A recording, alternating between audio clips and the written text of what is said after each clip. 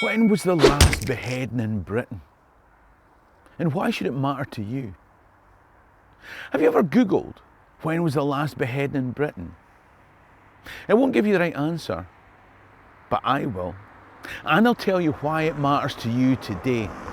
So if you're interested in the people, places and events in Scottish history, then click the subscribe button at the bottom right of the screen and ring the notification bell to be told when I upload new videos. In the meantime, let me tell you a story. Today, I'm going to tell you about the first ever beheading. I'm going to tell you where it happened, when it happened, why it happened, and why it matters to us today. I scrolled for ages looking for Google to confirm what I knew to be the last British decapitation.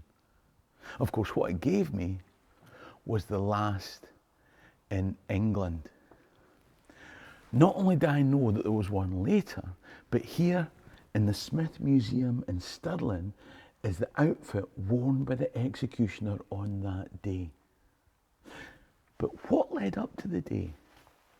And what was the crime committed?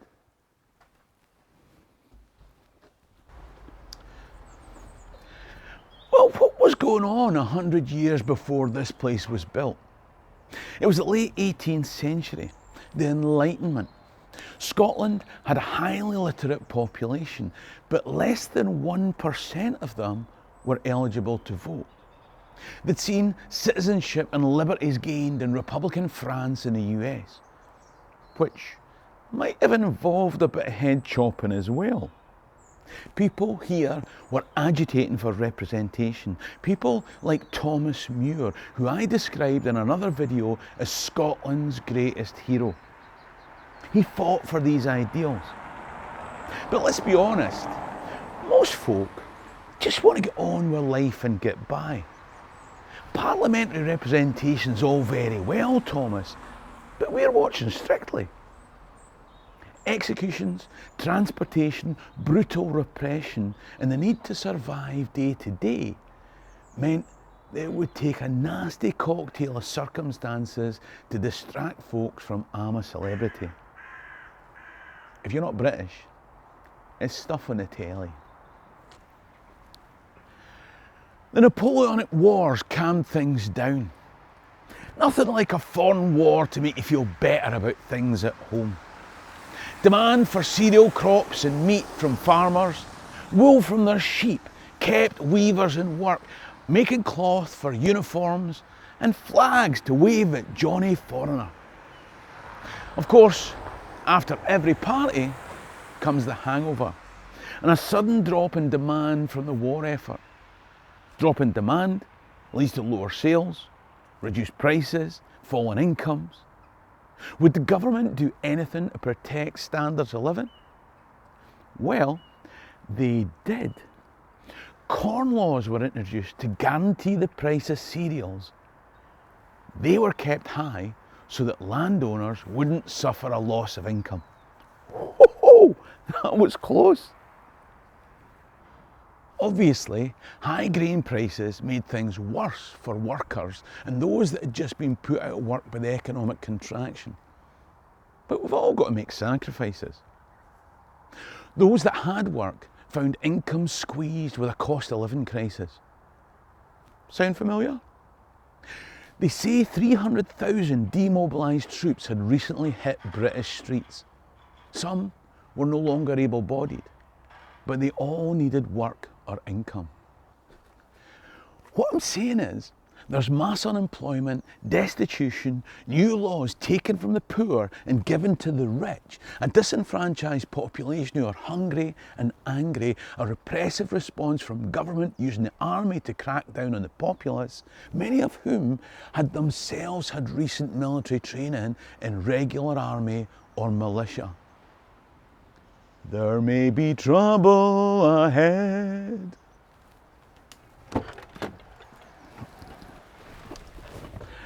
The important thing in a situation like this is not to lose your head. Although clearly somebody's going to. I'm going to take you to the scene of the crime. Now, whilst I'm doing that, I'll tell you how things did come to a head. Trouble wasn't just in Scotland. Remember how Google got the date of the last beheading wrong? They listed it as the executions of the Cato Street conspirators in London earlier the same year.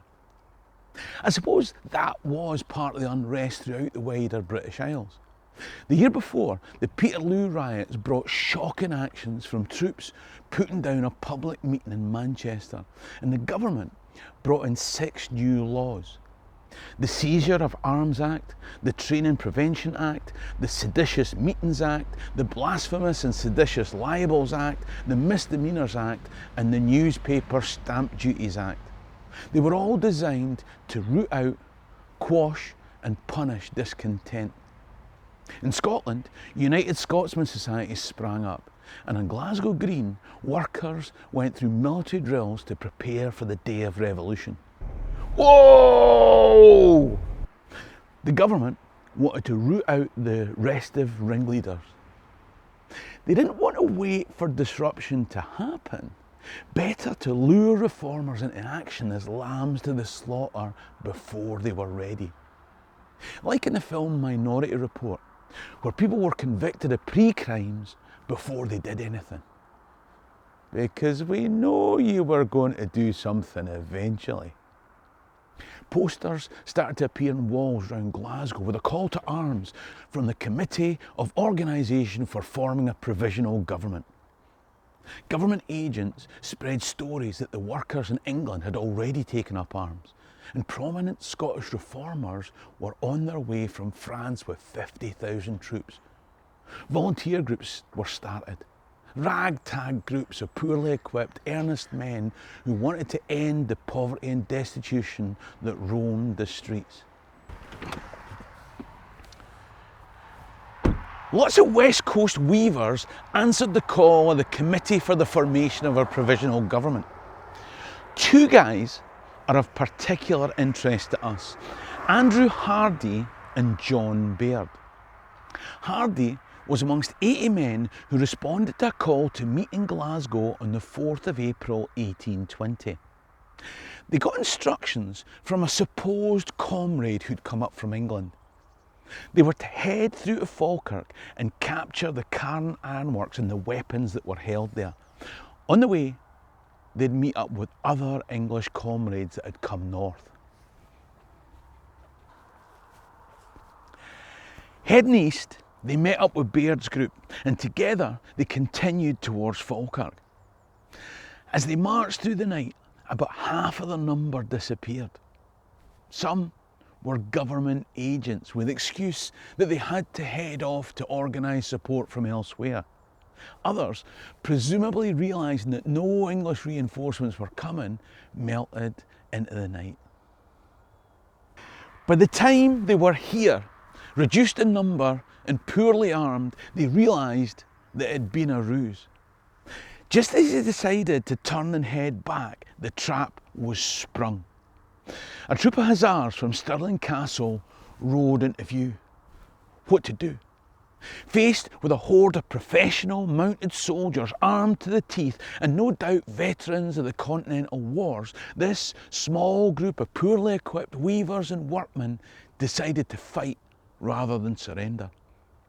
By the end of the bloody encounter that followed, the commander of the Hussars was injured when his horse was shot under him, but all the reformers were dead, wounded, or imprisoned in Stirling Castle.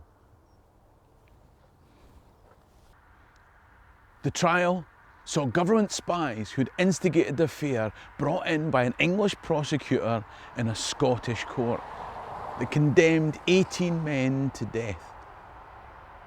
In the end, the sentences were commuted to transportation, except for Hardy and Blair.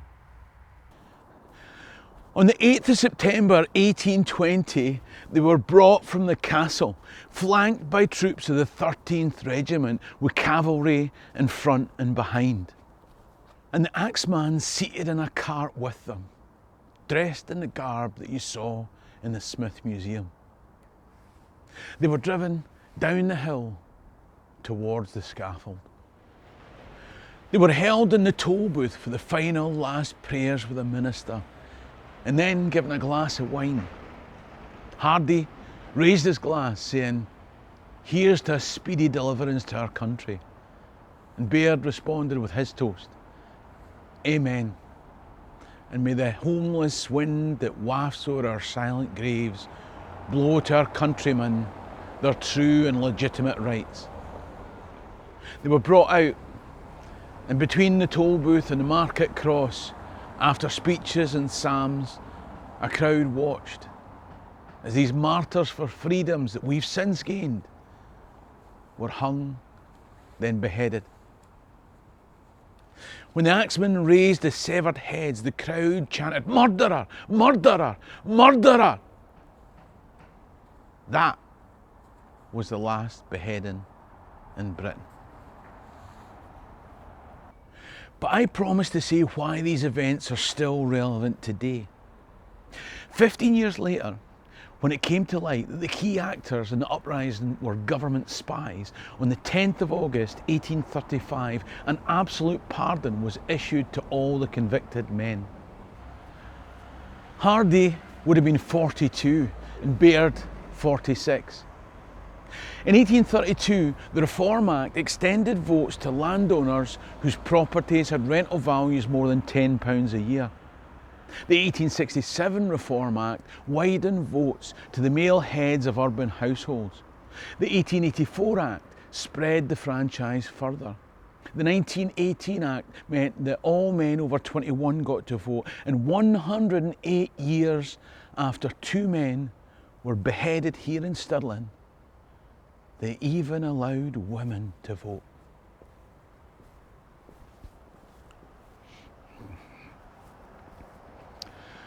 Over the years, there were other martyrs whose gallows were the scaffold on which our right system hung when I first visited a polling booth in 1981.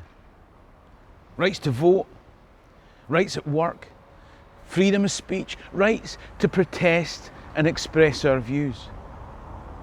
Since that high point, so many workers' rights have been peeled back. Recently, the blinding avalanche of vanishing rights means that in 2023, people were arrested for being in possession of placards, just in case they might take those placards and hold them up at the coronation of Charles III. The Minority Report is no longer a fantasy. Pre-crime is here. Add to that increasing restriction and rights to industrial action, hurdles to stop the wrong type of folks voting, and in the week that I wrote this script, British politicians calling for our withdrawal from human rights legislation.